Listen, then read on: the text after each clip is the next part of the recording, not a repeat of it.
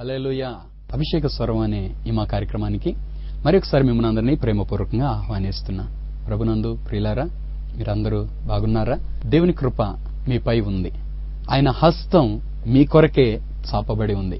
ఆయన హస్తం గొప్ప కార్యములు చేయగలిగింది. ప్రియులారా, ఈ కార్యక్రమం చూసి మీరు చేస్తున్న ఫోన్ కాల్స్ని బట్టి, పంపిస్తున్న SMS-లను బట్టి మీకందరికీ వందనాలు తెలియజేస్తున్నాను. అలాగే మీ అందరి కోసం నేను ప్రార్థన చేస్తున్నాను.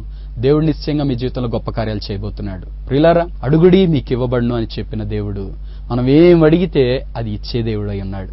ఆయన మన ప్రార్థన ఆలకించే దేవుడు అండి. అంత ప్రేమించే దేవుడు ప్రియులారా. అందుకే దేవుని యొక్క వాక్యం చెప్తుంది, యెహోవా తమకు దేవుడు కాగల జనులు ధన్యులు అని చెప్తుందండి. నిజంగా యేసయ్య మనకు దేవుడుగా ఉండటం అనేది ఇది గొప్ప భాగ్యం ప్రియులారా. కాబట్టి మీ ప్రతి ప్రార్థనకు, అలాగే మీరు మాకు పంపించే ప్రతి SMS గాని, ప్రార్థన విన్నపానికి గాని ఖచ్చితంగా దేవుడు జవాబిస్తాడని నేను నమ్ముతున్నాను. మీరు కూడా అలాగే నమ్మండి, ప్రార్థన చేయండి.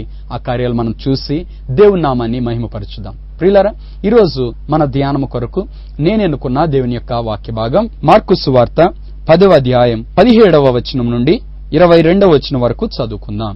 ఆయన బయలుదేరి మార్గమున పోవుచుండగా ఒకడు పరిగెత్తుకుని వచ్చి ఆయన ఎదుట మోకాళ్ళలోని, సద్బోధకుడా, నిత్య జీవమునకు వారసుడనగుటకు నేనేమి చేయుదునని ఆయనను అడిగాను.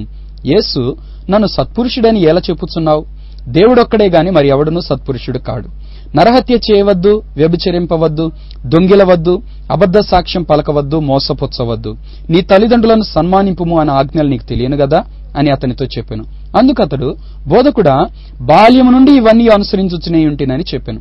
యేసు అతన్ని చూచి అతని ప్రేమించి, నీకు ఒకటి కొదువగానున్నది.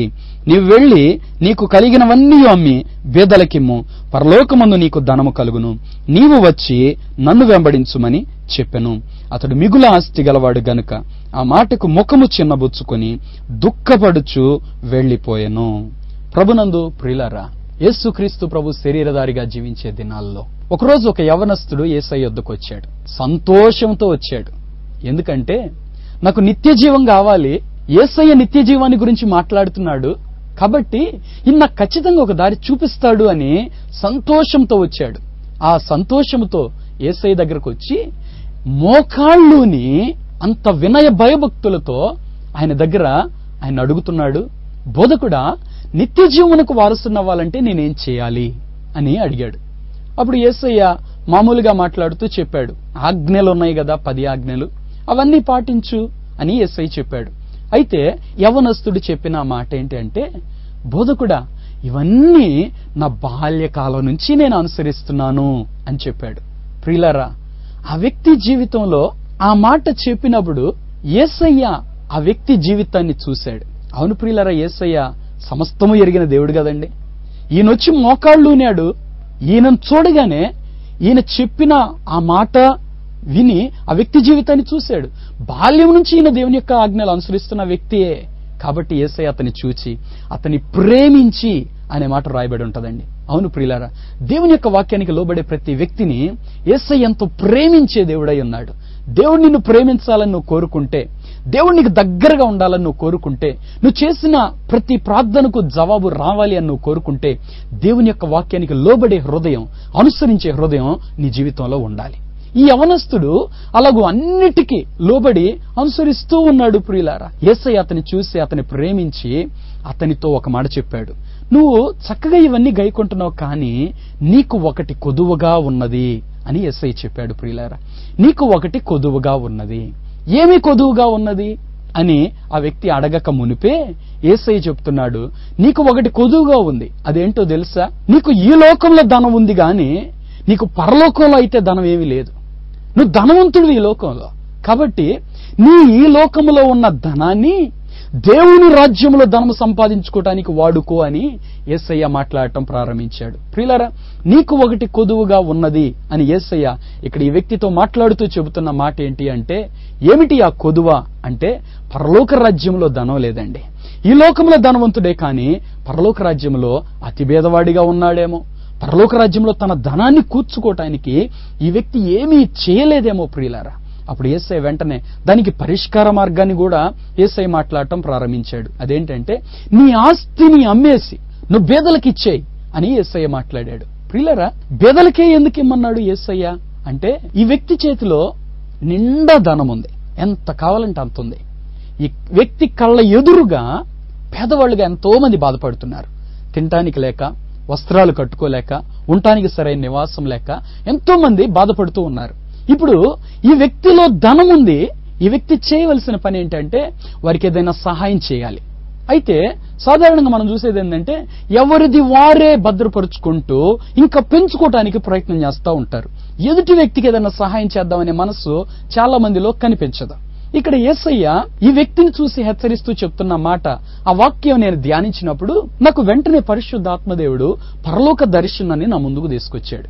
అదేంటంటే ఒకవేళ ఈ వ్యక్తి కళ్ళ ముందు పేదవాడిగా ఉన్న వ్యక్తి అలాగే బ్రతికాడండి. తినటానికి లేదు, కట్టుకోవడానికి బట్టలు లేవు, అలాగే ఉన్నాడు. ఈ వ్యక్తి ఆ వ్యక్తిని చూస్తూ కూడా ఏం పట్టించుకోకుండా వెళ్ళిపోయాడు. ప్రేమ లేదు ఆ వ్యక్తి మీద. ఇప్పుడు వీళ్ళిద్దరూ పరలోక రాజ్యంలో దేవుని సింహాసనం దగ్గరకు వచ్చారు అనుకోండి. అక్కడ యేసయ్య సింహాసనం దగ్గర వీళ్ళు పరలోక రాజ్యాన్ని కలిసి స్వతంత్రించుకోవాలి. అక్కడ ఒక్క కుటుంబంగా ఉండాలి. ఒక్క స్వంత అన్నదమ్ముల కంటే, ఈ లోక సంబంధమైన ప్రేమ కంటే మించిన ప్రేమతో అక్కడ కలిగి ఉండాలి. ఈ లోకంలో ఈ వ్యక్తిని పట్టించుకోలేని వ్యక్తి అక్కడ ఎలా ప్రేమించగలుగుతాడండి? యేసయ్య ఏది మాట్లాడినా ప్రియులారా నిత్యత్వములో జరగబోయే దాన్ని గురించి మాట్లాడతాడండి. ఈ లోక సంబంధమే అన్నట్టుగా యేసయ్య ఎప్పుడు ఏది చెప్పలేదు. యేసయ్య మాట్లాడే ప్రతి మాట ఈ లోకానికి సంబంధించింది, మరి ముఖ్యంగా పరలోకానికి సంబంధించింది. ప్రియులారా, ధనవంతుడుగా ఉన్న ఈ వ్యక్తి బాధపడుతున్న వ్యక్తికి సహాయం చేయలేకపోతే ఈ వ్యక్తికి ఇక ఏం ప్రేమ ఉన్నట్టు? ఈ వ్యక్తి ఇతరులను ప్రేమించనప్పుడు ఈ వ్యక్తిని దేవుడు ఎందుకు ప్రేమించాలి? అవును ప్రియులారా, నీ తోటి వ్యక్తి నువ్వు కనికరించకపోతే నీకు కూడా కనికరం అనేది దొరకదు. నువ్వు కనికరము లేకుండా ఇతరుల విషయంలో నువ్వు ప్రవర్తిస్తే నీవు కూడా కనికరము లేని తీర్పు పొందుతావని దేవుని యొక్క వాక్యం స్పష్టంగా చెప్తుంది. ఇక్కడ యేసయ్య ఈ వ్యక్తిని ప్రేమించాడు ప్రియులారా. ఎందుకంటే ఈ వ్యక్తిలో వాక్యాన్ని గైకొనే గుణం ఉంది, వాక్యానికి లోబడే హృదయం ఉంది, ఇంకా చెప్పాలంటే తగ్గింపు స్వభావం ఉంది. ధనవంతుడే, కానీ అందరిలా గర్వం లేదు. అక్కడ యేసయ్య చుట్టూ చాలా మంది ప్రజలున్నా ఈ వ్యక్తి యేసయ్య దగ్గర మోకాళ్ళూని యేసయ్యను అడుగుతున్నాడట. అంటే తను తాను ఎంత తగ్గించుకుంటాడు దేవుని దగ్గర, దేవుని యొక్క వాక్యానికి ఎంత లోబడతాడు. ఇన్ని బాగున్నాయి, కానీ ఇతరులకు సహాయం చేసే మంచి మనసు మాత్రం లేదు ప్రియులారా. తనకున్నది త్యాగం చేసే మనస్సు లేదు ప్రియులారా. నువ్వు దేవుని బిడ్డగా జీవించాలని కోరుకుంటే నువ్వు త్యాగం చేయాలి. ఆ తరువాత యేసయ్య వాక్యంలో మాట్లాడుతూ ఒక మాట చెప్తాడు, ధనవంతులు దేవుని రాజ్యంలో ప్రవేశించుట దుర్లభము అని మాట్లాడతాడు. ధనవంతుడు దేవుని రాజ్యంలో ప్రవేశించుట కంటే ఒంటె సూది బెజ్జంలో దూరుట సులభము అంటాడు. ప్రియులారా, ఈ మాట చదివినప్పుడు నిజంగా చాలా భయం వచ్చేస్తుంది. ధనవంతుడు దేవుని రాజ్యానికి బోడా? ఆస్తి కలిగిన వారు దేవుని రాజ్యానికి బోరా? ఎందుకు పోరు అంటే, నీకు ఆస్తిని దేవుడిచ్చినప్పుడు నీ ఆస్తిని ఇతరులను సహాయం చేయటానికి, ఇతరుల ఆకలి తీర్చడానికి నువ్వు సహాయం చేయకపోతే ఖచ్చితంగా దేవుని రాజ్యంలో ప్రవేశం ఉండదనేది దేవుని యొక్క వాక్యం చెప్తున్న సత్యం ప్రియులారా. అవును ప్రియులారా, మనము ధనాన్ని ఎక్కువ ప్రేమించే వాళ్ళంగా ఉండకూడదు, కానీ దేవుని ఎక్కువ ప్రేమించే వాళ్ళంగా ఉండాలి. దేవుని పిల్లల్ని ఎక్కువ ప్రేమించే వాళ్ళంగా ఉండాలి. ఈ లోకంలో అందరూ దేవుని బిడ్డలే కదండి. ప్రతి మనిషి దేవుని రూపంలోనే చేయబడ్డాడు కదా. ఒకవేళ వారి పితరుల పాపమో, వారి మీద ఉన్న శాపమో వారిని దరిద్రత స్థితిలోనికి నడిపించినట్లయితే ఇప్పుడు దేవుడు నీకు ధనం ఇచ్చాడు, ఒక్క పూట వారి ఆకలి తీరిస్తే తప్పేముంది ప్రియులారా? నాకున్న అంతలో నేను కొంచెం ఇస్తే నాకు పోయేదేముంది అని ఈ వ్యక్తి అనుకొని ఉంటే ఈ వ్యక్తి దేవుని రాజ్యాన్ని వెతికే వ్యక్తిగా ఉండేవాడు. మరొక మాట చెప్పనా అండి, బీదలను కనికరించువారంట యెహోవాకు అప్పిచ్చేవారంట. ప్రియులారా, ఈ లోకంలో ధనవంతులు చాలా మంది ఉన్నారు, కానీ వాళ్ళ కళ్ళ ముందు పేదోళ్ళున్నా పట్టించుకోలేని వాళ్ళుగా ఉన్నారు ప్రియులారా. ప్రియులారా, ఇది ఎంతో దేవునికి దుఃఖకరం అండి. నీ దగ్గర ఇంత ధనం ఉన్నప్పుడు నీ ఎదుట ఒక వ్యక్తి ఆకలితో మాడి చనిపోతా ఉంటే నువ్వు చూస్తా ఉంటే దేవుడు నిన్ను ఆ విషయమై తీర్పులోనికి తేడనుకుంటున్నావా? ఖచ్చితంగా లెక్క అడుగుతాడు. ఆ వ్యక్తి విషయమై నువ్వెందుకు సహాయం చేయలేదు, నీ దగ్గర ఎంత ఉంది కదా, నువ్వు కొంచెం ఇవ్వచ్చు కదా అని ఖచ్చితంగా అడుగుతాడు ప్రియులారా. ప్రియులారా, ఈ ధనవంతునికి దేవుడిచ్చిన గొప్ప భాగ్యం ఏంటి అంటే, నీ ఆస్తిని అమ్మేసి బేదలకు ఇచ్చిరా నీకు పరలోకంలో ధనం కలుగుతుందని చెప్పిన తర్వాత యేసయ్య మరొక అద్భుతమైన ఆహ్వానాన్ని ఇచ్చాడండి. అదేంటంటే, నీవు వచ్చి నన్ను వెంబడించు అని పిలిచాడు ప్రియులారా. ఆహా, ఇదెంత ఉన్నతమైన భాగ్యం అండి. యేసయ్య ఎవరిని పిలిచాడండి తన్ను వెంబడించమని? అపోస్తలులను పిలిచాడు ప్రియులారా. 12 మంది అపోస్తలులను యేసయ్య పిలిచాడండి. ఈ వ్యక్తికి దేవుడిచ్చిన గొప్ప భాగ్యం ఏంటో తెలుసా? నువ్వు దేవుని యొక్క వాక్యాన్ని గైకుంటున్నావు, నమ్మకస్తుడిగా జీవిస్తున్నావు, కాబట్టి నువ్వు నా అపోస్తలుడిగా ఉందుగాని రా అన్నట్టు పిలిచాడేమో. అయితే ఈ వ్యక్తి తన ధనం మీద ఉన్న ప్రేమ చేత ప్రియులారా దేవునికి దూరమై వెళ్ళిపోయాడు ప్రియులారా. అందుకే దేవుని యొక్క వాక్యం చెప్తుంది, ఏ వ్యక్తి ధనానికిని దేవునికిని దాసుడిగా ఉండలేడు, సిరిని దేవుణ్ణి సేవించలేరు ప్రియులారా. ప్రియులారా, నువ్వు దేవుని ప్రేమిస్తే నీ ఆస్తిని దేవుని కొరకు ఖర్చు పెడతావు. ప్రియులారా, తమ ఆస్తినిచ్చి యేసయ్యను వెంబడించారంటండి కొంతమంది. వారి కుటుంబాల గురించి బైబిల్లో వ్రాయబడింది ప్రియులారా. తమ ఆస్తిని ఇచ్చేశారంట. ఏమండి, వారి ఆస్తి అంతా ఇచ్చేస్తే మరి వారికేముంది? జక్కయ్య యేసయ్యను చేర్చుకోవడానికి తన ఇంట్లోనికి పిలుస్తూ, నా ఆస్తి మొత్తాన్ని సగం బేదలకు ఇచ్చేస్తాను, మిగిలిన సగం ఎవరి యొద్ద అన్యాయంగా తీసుకున్నానో వాళ్ళకి 4 వంతులు ఇచ్చేస్తాను అంటున్నాడండి. మరి జక్కయ్యకి ఏముందండి? జక్కయ్య, యేసయ్య నువ్వు ఉంటే చాలు, యేసయ్య నాకు దేవుని రాజ్యంలో నీతి కలిగిన స్వాస్థ్యం కావాలి అని కోరుకున్నాడు ప్రియులారా. ప్రియులారా, మన జీవితంలో మనం అలా ఎందుకు కోరుకోకూడదు? యేసయ్య ఈ యవనస్తుడిని చూశాడు, అతన్ని ప్రేమించాడు. అయితే యేసయ్యకి ఆ వ్యక్తి మీద ఉన్నంత ప్రేమ ఆ వ్యక్తికి యేసయ్య మీద లేదు ప్రియులారా. ఆ వ్యక్తికి యేసయ్య కంటే కూడా తన ధనమే ఎక్కువైపోయింది. అవును ప్రియులారా, తమ ధనమునే నమ్మి మోసపోయిన వాళ్ళు బైబిల్లో ఎంతో మంది ఉన్నారు కదండి. గెహాజీ చూడండి ప్రియులారా, గొప్ప శక్తి కలిగిన ప్రవక్త అయిన ఎలీషా దగ్గరుండి అంత అభిషేకం కలిగిన దైవజనుడి దగ్గర పరిచర్య చేస్తూ ఆఖరికి కొంత ఆశించి నయమాని యొక్క సొమ్ముని, ఆ ధనాన్ని, ఆ బట్టల్ని ఆశించి ఏం తెచ్చుకున్నాడండి? కుష్ఠరోగం తెచ్చుకున్నాడు ప్రియులారా. తనకున్న అభిషేకముతో కుష్ఠ వ్యాధిని స్వస్థపరచవలసిన గెహాజీ ఆఖరికి కుష్ఠరోగంతో బాధపడే స్థితికి వచ్చాడు ప్రియులారా. ప్రియులారా, ధనము మిమ్మల్ని మోసం చేయక మునుపే ధనాశలో చిక్కుకోవద్దని మనం చేస్తున్నాను. అలాగే దేవుని యొక్క వాక్యాన్ని నిర్లక్ష్య పెట్టవద్దు. ఈ దినాల్లో చాలా మంది ప్రియులారా ఆదివారం నాడు దేవుని మందిరాన్ని విడిచిపెట్టి అనేక పనుల నిమిత్తం వెళుతున్న వారు ఉన్నారు. ప్రియులారా, దేవుని మందిరము గుండా నువ్వు నడిచి వెళుతున్నప్పుడు, మందిరములో దేవుని యొక్క ఆరాధన జరుగుతున్నప్పుడు, నువ్వు దేవుని మందిరాన్ని కంటే నీకొచ్చే సంపాదన నువ్వు ఎక్కువగా ప్రేమించినప్పుడు దేవుడెంత దుఃఖపడతాడో ఒక్క క్షణమైన ఆలోచించగలిగావా? అవును ప్రియులారా, నువ్వు దేవుని కంటే ధనాన్ని ఎక్కువ ప్రేమిస్తే, దేవుని కంటే లోకాన్ని ఎక్కువ ప్రేమిస్తే దేవుడు దుఃఖపెడతాడు ప్రియులారా. మనల్ని రక్షించే దేవుడు, మన కోసం ప్రాణం పెట్టిన దేవుడు, మన కోసం పరలోకాన్ని విడిచిపెట్టిన దేవుడు అండి. అంత ప్రేమించిన దేవుడు ఈ వ్యక్తికి ఇచ్చిన గొప్ప ఆహ్వానాన్ని, గొప్ప ఆశీర్వాదాన్ని ఈ వ్యక్తి పోగొట్టుకున్నాడు ప్రియులారా. అలాగే యేసుక్రీస్తు ప్రభువారు ఇంకా క్రింద వచనాల్లో కొన్ని మాటలు చెప్తున్నారు. మార్కు సువార్త 10వ అధ్యాయం 23వ వచనంలో ఆయన మాట్లాడుతున్న మాట ఏంటి అంటే, అప్పుడు యేసు చుట్టూ చూచి, ఆస్తి గలవారు దేవుని రాజ్యంలో ప్రవేశించుట ఎంతో దుర్లభమని తన శిష్యులతో చెప్పెను. ఆస్తి కలిగిన వారు దేవుని రాజ్యంలో ప్రవేశించలేరంటండి. ఎందుకు ఆ మాట యేసయ్య చెప్పాడు అంటే, వీరికున్న ఆస్తిని వీళ్ళు నమ్ముకున్నారు, దేవుణ్ణి పోగొట్టుకున్నారేమో. ప్రియులారా, చాలా మంది ఈ దినాల్లో ఆస్తి కోసం ప్రయాసపడుతూ దేవుని పోగొట్టుకున్న వారు ఉన్నారు.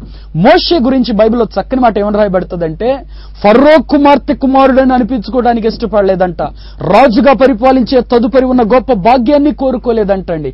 ఐగుప్తు ధనము కంటే క్రీస్తు విషయమైన నింద గొప్ప భాగ్యమని కోరుకున్నాడంట మోషే. ఎందుకంటే అక్కడ రాయబడుతుంది, ప్రతిఫలముగా కలగబో బహుమానమందు మోషే దృష్టి పెట్టెను అని దేవుని యొక్క వాక్యం చెప్తుంది. ప్రియులారా, ప్రియులారా, మన ముందున్న భక్తులు దేవుని కోరుకున్నారు, దేవుని రాజ్యాన్ని కోరుకున్నారు. మనం ఏం కోరుకుంటున్నాం? ఒకసారి మనం ప్రశ్న వేసుకోవాలి. ఈ యవనస్తుడు ప్రియులారా, ఈ ధనవంతుడైన యవనస్తుడు దేవుడు తనకిచ్చిన ఆ స్థితిని బట్టి దేవుని వెంబడించడానికి బదులుగా ఈ వ్యక్తి దేవునికి దూరం అయిపోతున్నాడు ప్రియులారా. యేసుక్రీస్తు ప్రభుకి దూరం అయిపోతున్నాడండి. పరలోక మహిమను వెతుకుదాం, పరలోక రాజ్యంలో స్వాస్థ్యాన్ని వెతుకుదామండి. ఆస్తి గలవారు దేవుని రాజ్యంలో ప్రవేశించుట దుర్లభమని యేసయ్య ఎందుకు చెప్పాడంటే, ఆస్తి కలిగిన వారు తమ ఆస్తిని నమ్మగలుగుతారు. ప్రియులారా, మీకు అర్థమయ్యేలా ఒక మాట చెప్తానండి. మీ బ్యాంక్ అకౌంట్ లో 1,00,000 రూపాయలు ఉన్నాయండి. మీకు ఒక 10,000 అవసరమైనవి అనుకోండి. ప్రభా, ఈ 1,00,000 రూపాయలు నువ్వు ఇచ్చావు, ఇప్పుడు నన్ను ఏం చేయమంటావు, నాకు ఒక 10,000 అవసరం కదా అని ఒక్క నిమిషం దేవుని దగ్గర మనం కనిపెడతామండి? కనిపెట్టాం. నా దగ్గర 1,00,000 ఉన్నాయి కదా అని ఈ 10,000 తీసుకెళ్లి ఖర్చు పెట్టేస్తాం. ప్రియులారా, మన ధనం కూడా దేవుడు మనకిచ్చిందనే విషయం మనం మర్చిపోకూడదు. ఈరోజు మనం ఏ స్థితిలో ఉన్నామో, ఎంత ఉన్నత స్థితికి నువ్వు వెళ్ళినా నిన్ను ఆ స్థితికి తెచ్చింది ఎవరో తెలుసా? దేవుడే. దేవుని కృపను బట్టి నువ్వు ఈ మెట్లో ఉన్నావు, కానీ మరొకటి కాదు ప్రియులారా. కాబట్టి దేవుడు తన కృపను, అంత కృపను మన ఎడలో చూపించినందుకు ఇంకా ఎంత ఎక్కువ కృతజ్ఞత కలిగి మనం జీవించాలి ప్రియులారా. ప్రియులారా, నేను చాలాసార్లు అనుకుంటా ఉంటాను, నా అవయవములన్నీ సరిగా పనిచేస్తున్నాయంటే దేవుడు నన్ను ఎంత ప్రేమిస్తున్నాడు. రోడ్డు మీద పోతున్నప్పుడు ప్రియులారా, కాళ్ళు లేని వాళ్ళు, చేతులు లేని వాళ్ళు, ప్రియులారా, గుడ్డివారిగా పుట్టినవారు, మోగవారిగా పుట్టినవారు, చెవిటివారిగా పుట్టినవారు, వారు పడుతున్న ఆ బాధలు, ఆవేదనలు చూసినప్పుడు నేను దేవునికి మనసారా కృతజ్ఞతలు చెల్లిస్తాను. ఏమండి, మనము దేవుణ్ణి అడిగామా? ఆయన ప్రేమను బట్టి మనకి ఇంత మంచి రూపాన్ని ఇచ్చారు, ఇంత మంచి ఆరోగ్యాన్ని ఇచ్చారు. అలాగే ప్రియులారా, ఒక్కసారి మనం హాస్పిటల్కి వెళ్లి చూస్తే దేవుని ప్రేమ అంతా మనకు తెలుస్తుందండి. ఎంతమంది రోగాలతో బాధపడుతున్నారు, ఎంతమంది కొట్టుకులాడుతున్నారు. ప్రియులారా, ఇటీవల కాలంలో మాకు తెలిసిన ఒక సహోదరి, యవనస్తురాలు, ప్రియులారా, బాగా ఉంది, చక్కగా జాబ్ చేస్తుంది, మంచిగా ఆరోగ్యంగా ఉంది. అనుకోకుండా ఆమె మెదడులో వ్యాధి ప్రారంభమైందంట. ఒక్క రోజులో కాళ్ళు చేతులు చచ్చుబడిపోయినాయండి. 3వ రోజు ఆ పాప చనిపోయింది. ప్రియులారా, మన జీవితం ఇంత అల్పమైనదండి. ఈ లోకంలో మనం ఎక్కువ కాలం బ్రతకలేము. ప్రియులారా, మన ఈ జీవితం దేవుని కృపను బట్టి మనం జీవించగలుగుతున్నామండి. ఈ కృపను మనం సద్వినియోగం చేసుకుని దేవుని కొరకు జీవించాలి గాని ఆస్తి కొరకో, ధనము కొరకో, మరొక దాని కొరకో మనం ఎందుకు జీవించాలి? ప్రియులారా, అపోస్తలుడైన పౌలు భక్తుడు చక్కని మాట చెప్తాడు, నా మట్టుకైతే బ్రతుకుట క్రీస్తే, చావైతే లాభము అంటాడు. ప్రియులారా, ఎందుకో తెలుసా? నేను ఈ లోకంలో బ్రతకాలి అంటే నేను దేవుని కొరకే బతుకుతా. నాకు ఈ జీవితం ఇచ్చింది ఆయనే, నన్ను పుట్టించింది ఆయనే, నన్ను బ్రతికిస్తుంది ఆయనే, నన్ను పోషిస్తుంది ఆయనే. ఆయన నా పట్ల ఇన్ని కార్యాలు చేస్తున్నప్పుడు నేను ఆయన కొరకు ఎందుకు జీవించకూడదు? అపోస్తలుడైన పౌలు యొక్క తీర్మానం. ప్రియులారా, అవును ప్రియులారా, పరలోక దర్శనాలు గ్రహించిన వారు, దేవుని ప్రేమను గ్రహించిన వారు ఎవరైనా చెప్పే మాట ఏంటంటే, నేను దేవుణ్ణే ఎక్కువ ప్రేమిస్తాను, ఈ లోకంలో నాకు ఏది వద్దు. అందుకే కీర్తనల గ్రంథంలో కూడా ఒక భక్తుడు ఒక మాట చెప్తాడు, దేవా, ఆకాశం ముందు నీవు నాకుండగా లోకములోనిది ఏది నాకు అక్కర్లేదు అని ఆ భక్తుడు చెప్తాడు. అయితే ప్రియులారా, ఈ యవనస్తుడు యేసయ్య తన కళ్ళెదురుగా ఉన్నాడు. ఎంత గొప్ప భాగ్యం! శరీరధారిగా ఉన్న దినాల్లో డైరెక్ట్ గా యేసయ్యతో మాట్లాడగలిగిన గొప్ప భాగ్యం దొరికింది. కానీ యేసయ్య తన కళ్ళ ఎదురు ఉన్నా, యేసయ్య తనతో మాట్లాడినా, యేసయ్య తను వెంబడించమని చెప్పినా ముఖము చిన్నబుచ్చుకొని ఏడుస్తూ తన ఆస్తిని పోగొట్టుకోవడానికి ఇష్టపడకుండా ఆ వ్యక్తి వెళ్ళిపోయాడు. ఆ వ్యక్తి జీవితంలో యేసయ్య ఒక చక్కని ఆలోచన కలిగి ఉన్నాడు. అదేంటంటే, అయ్యా, ఈ లోకంలో ఇంత ధనవంతుడు కదా, ఇంత నీతిగా జీవిస్తున్నావు కదా, ఇంత మంచోడివి కదా, నీకు పరలోకంలో ఏమీ లేదే, నువ్వు పరలోకంలో ఎందుకు సంపాదించుకోకూడదు? ఈ లోకంలో ఇంత ధనం ఉంది, కానీ నువ్వు చనిపోయినప్పుడు ఇదంతా విడిచిపెట్టాలి. కానీ ఇదే ధనం నువ్వు పరలోకంలో సంపాదించుకుంటే నీ నీతికి తగినట్టు, నీ పరిశుద్ధతకు తగినట్టు నువ్వు అక్కడ గొప్ప స్థితిలో ఉంటావు, గొప్ప మహిమను కలిగి ఉంటావు. యేసయ్య ఆలోచన అదండి ఈ యవనస్తుడి పట్ల. అయితే ఈ వ్యక్తి దాన్ని గుర్తించలేకపోయాడు. ప్రియులారా, దేవుని యొక్క వాక్యాన్ని మీరు గ్రహించి లోబడండి, అంతేగాని వాక్యాన్ని నెట్టివేసి గొప్ప ఆశీర్వాదాన్ని పోగొట్టుకోవద్దని మనం చేస్తున్నాను. యేసయ్య చెప్పాడు, ఆస్తి కలిగిన వాళ్ళు ఎవరూ దేవుని రాజ్యంలోనికి ప్రవేశించలేరు అని. ధనవంతులు దేవుని రాజ్యంలో ప్రవేశించట కంటే సూది బెజ్జంలో వంటి దూరటం సులభం అని యేసయ్య ఈ మాటలన్నీ చెప్తా, ఆ యవనస్తుడి గురించి యేసయ్య బాధతో చెప్తా ఉంటే పేతురు ఒక మాట అడుగుతాడు, ప్రభువా, మరి ఇట్లాగైతే ఇంకెవరు రక్షణ పొందగలుగుతారు ప్రభువా? లోకంలో చాలా మంది ధనవంతులు ఉన్నారు, మరి వాళ్ళకి కలిగిందంతా అందరూ ఇవ్వరు కదా, మరి ఎవరు రక్షణ పొందగలుగుతారు? ఎవరు దేవుని రాజ్యానికి రాగలుగుతారు? అప్పుడు యేసయ్య చెప్పిన మాట ఏంటంటే, ఇది మనుషులకు అసాధ్యమే కానీ దేవునికి సమస్తము సాధ్యమే అని యేసయ్య చెప్పారు. అప్పుడు పేతురు వెంటనే ఒక మాట చెప్పడం ప్రారంభించాడు, ప్రభువా, మేము సమస్తం విడిచిపెట్టి నిన్ను వెంబడించాం కదా ప్రభువా, మాకేం దొరుకుతుంది ప్రభువా అని పేతురు యేసయ్యని అడగటం ప్రారంభించాడు. ప్రియులారా, అప్పుడు యేసయ్య చక్కని మాట చెప్తున్నారండి. మార్కు సువార్త 10వ అధ్యాయం 29వ వచనములో, అందుకు యేసు ఇట్లనెను, నా నిమిత్తమును సువార్త నిమిత్తమును ఇంటినైనను, అన్నదమ్ములనైనను, అక్క చెల్లెండనైనను, తల్లిదండ్రులనైనను, పిల్లలనైనను, భూములనైనను విడిచిన వారు 30వ వచనంలో చెప్తున్నారు, ఇప్పుడు ఇహమందు హింసలతో పాటు 100 ఎండ్లను, అన్నదమ్ములను, అక్క చెల్లెండను, తల్లులను, పిల్లలను, భూములను, రాబోవు లోకమును నిత్య జీవమును పొందునని మీతో నిశ్చయముగా చెప్పుచున్నాను అని యేసయ్య చెప్పాడు. ప్రియులారా, దేవునికి వీరు సమస్తాన్ని ఇచ్చేశారంట శిష్యులు, అంతగా దేవుని వెంబడించారండి. ప్రియులారా, అది ఒక అద్భుతమైన మాదిరి మన జీవితంలో మనం నేర్చుకోవాలి. తర్వాత పేతురుతోటి యేసయ్య చెప్తున్న మాట, యెహోవానందు నువ్వేదైతే దేవుని కొరకు విడిచిపెట్టావో అవన్నీ 100 ప్రతిఫలం పొందుతావని యేసయ్య చెప్పాడు. ప్రియులారా, దేవుడు అన్యాయస్తుడు కాదు కదండి. మనకు మేలు చేసిన వ్యక్తికి మనమే మేలు చేయాలని కోరుకుంటాం. దేవుడు ఇంకెంత ఉపకారండి. దేవుని యొక్క వాక్యం చెప్తుంది కీర్తన 145:9 యెహోవా అందరికీ ఉపకారి. అంటే మేలు చేసే దేవుడు ప్రియులారా. మేలు చేసే దేవుడు. నువ్వు దేవుని నిమిత్తమై ఏదైనా త్యాగం చేస్తే, దేవుని నిమిత్తమై ఏదైనా విడిచిపెడితే దేవుడు విడిచిపెడతాడా? ఆ యవనస్తుని విడిచిపెట్టమన్నాడు అంటే దేవుడు దాని వెనక దేవునికి గొప్ప ఉద్దేశం ఉంది ప్రియులారా. పేతురు అంటున్నాడు, ప్రభువారు మేము అన్ని విడిచిపెట్టేశాం కదా, మాకేం దొరుకుతుంది? ఆయనంటే ముఖం చిన్నబుచ్చుకొని వెళ్ళిపోయాడు, మేము అన్ని విడిచిపెట్టాంగా. అప్పుడు యేసయ్య చెప్తున్నాడు, ఇహమందు నీకు 100 ప్రతిఫలం దొరుకుతుంది, అలాగే పరలోకమందు నీకు నిత్య జీవం గ్యారంటీ అని యేసయ్య చెప్పాడు. ప్రియులారా, దేవుని నిమిత్తమే మనం విడిచిపెట్టినప్పుడు, దేవుని నిమిత్తమే పరిశుద్ధంగా నమ్మకంగా మనం జీవించేటప్పుడు కొన్నిసార్లు మనం హింసలు కూడా అనుభవించవలసి వస్తుందని యేసయ్య చెప్పాడు. అవును ప్రియులారా, దేవుని నిమిత్తమై నువ్వు త్యాగం చేయాలంటే మొట్టమొదట కొన్ని శ్రమల గుండా వెళ్ళవలసి రావచ్చు. అయినప్పటికీ నువ్వు ధైర్యంగా ఉండు. ప్రతిఫలం మాత్రం 100 ప్రతిఫలం ఈ లోకంలో పొందుతావు. రెండవది పరలోకంలో నిత్య జీవాన్ని ఖచ్చితంగా పొందుతావు. ఆ మాట చెప్పిన తర్వాత యేసయ్య ఇంకో మాట చెప్తారండి. మొదటి వారు అనేకులు కడపటి వారగుదురు, కడపటి వారు అనేకులు మొదటి వారగుదురు. ఆ మాట ఈ సందర్భంలో యేసయ్య చెప్పాడు ఏమిటి అని నేను ఆలోచిస్తూ ఉన్నప్పుడు పరిశుద్ధాత్మ దేవుడు నాతో ఓ చక్కని మర్మాన్ని బోధించారండి. అదేంటంటే ఈ లోకంలో మొదటి వారుగా ఉన్న వాళ్ళు చాలా మంది ఉన్నారు. ఈ లోకంలో గొప్ప స్థితిలో ఉన్న వాళ్ళు చాలా మంది ఉన్నారు. ఓ ధనవంతులుగా ఉన్న వాళ్ళు చాలా మంది ఉన్నారు. అయితే వీళ్ళందరూ రేపొద్దున పరలోక రాజ్యంలో అట్టడుగున ఉండబోతున్నారు. ఎందుకో చెప్పనా అండి, మీకు అర్థమయ్యేలా చెప్తాను. పేద విధవరాలు 2 కాసులు ఆవిడ దగ్గర ఉన్నాయి. అవి ఆమె యేసయ్యకి కానుకేసి తన జీవనమంతా ఇచ్చేసింది. ఒక ధనవంతుడు తన జీవనమంతా దేవుని కొరకు ఇవ్వగలుగుతాడా? ధనవంతుడు పేదరికానికి రాగలుగుతాడా? రాలేడు ప్రియులారా. అయితే తక్కువ స్థితిలో ఉన్న వ్యక్తి మాత్రం తనకున్న మొత్తం దేవునిచ్చి పరిపూర్ణ హృదయంతో ప్రేమించగలుగుతాడు. కాబట్టి ఈ లోకంలో మొదటి వారిగా ఉన్న అనేక మంది పరలోక రాజ్యంలో కొంచెం తక్కువ స్థితిలోనే ఉంటారు ప్రియులారా. అయితే చాలా మంది దేవుని బిడ్డలు దేవుని కొరకు నమ్మకంగా జీవించేవారు ఉన్నారు. ఈ లోకంలో శ్రమలు అనుభవిస్తూ కూడా, పేదరికాన్ని అనుభవిస్తూ, దరిద్రత అనుభవిస్తూ, ఉన్నతమైన చదువులు చదువుకొని కూడా ప్రియులారా దేవుని సేవ నిమిత్తమై త్యాగం కలిగి ముందుకొచ్చి సేవ చేస్తున్న దేవుని బిడ్డలు ఎందరో ఉన్నారు. వీళ్ళందరికీ ఖచ్చితంగా దేవుడు ఉన్నతమైన రాజ్యంలో, పరలోక స్థానంలో ఉన్నతమైన స్థానాన్ని దేవుడు ఇవ్వబోతున్నాడు ప్రియులారా. కాబట్టి మొదటి వారు కడపటి వారు అవుతారు, కడపటి వారు మొదటి వారు అయిపోతారంటే ఈ లోకంలో పేద స్థితిలో ఉన్న వీరు ఎవరు? దేవుని కొరకు సమస్తం పోగొట్టుకుని ఒట్టి స్థితిలో, వేద స్థితిలో ఉన్న వీరు రేపొద్దున పరలోక రాజ్యంలో బహుధనవంతులుగా ఉండబోతున్నారండి. అందుకే వీరి గురించి దేవుని యొక్క వాక్యంలో చక్కని మాట రాయబడింది. ఇటువంటి విశ్వాసము కలిగిన వీరు ఈ లోకములో దరిద్రులే కానీ విశ్వాసమందు వీరు భాగ్యవంతులు అని దేవుని యొక్క వాక్యం చెప్పబడుతుంది ప్రియులారా. వీరు గొప్ప ధనవంతులుగా పరలోక రాజ్యంలో ఉంటారంటండి. కాబట్టి ప్రియులారా, మన జీవితంలో అటువంటి విశ్వాసాన్ని మనం కలిగి జీవించాలి ప్రియులారా. దేవుని కంటే మనకేది ఎక్కువగా మనం కోరుకోకూడదు. దేవుణ్ణి విడిచిపెట్టేది ఏది మనం కోరుకోకూడదు ప్రియులారా. దేవుని విడిచిపెట్టి మనం దేనిలో కూడా ఆనందించలేమండి. దేవుడు ఉంటే దేనిలోనైనా మనం ఆనందించగలుగుతాం ప్రియులారా.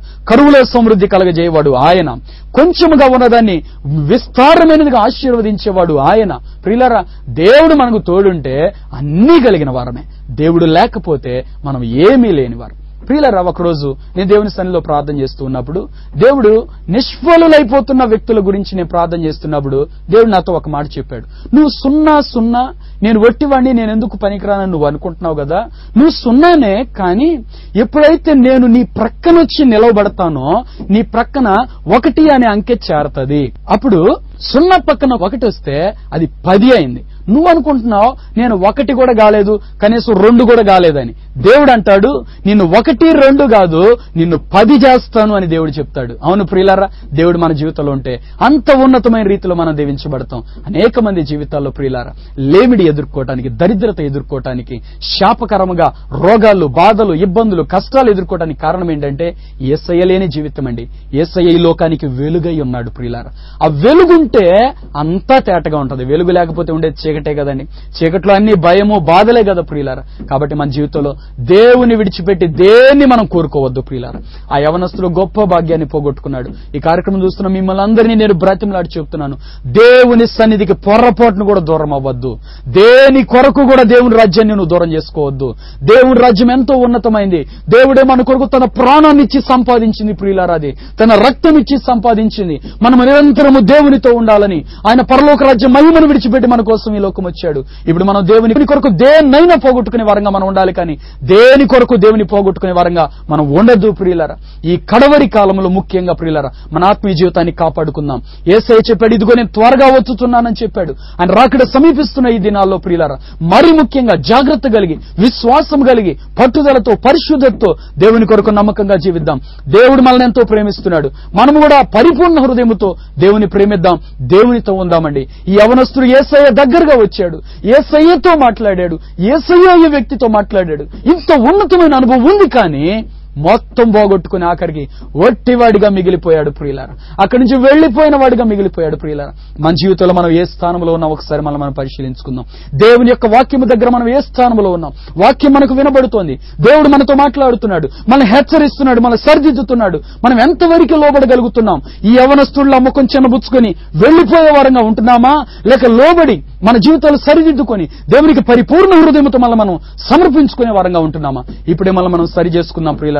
దేవుని పాదాలు పట్టుకుందాం, దేవునితో ఒక మాట చెప్దాం, ప్రభువా నీవు తప్ప నాకేది వద్దు ప్రభువా, ఏమున్నా లేకపోయినా ప్రభువా నీవుంటే నాకు చాలు ప్రభువా అని దేవుని పాదాలు పట్టుకుందాం ప్రియులారా. దేవుడు మన జీవితంలో గొప్ప కార్యాలు చేస్తాడు. ఆయన ఉంటే మనకు ఏ లోటు కూడా ఉండదండి.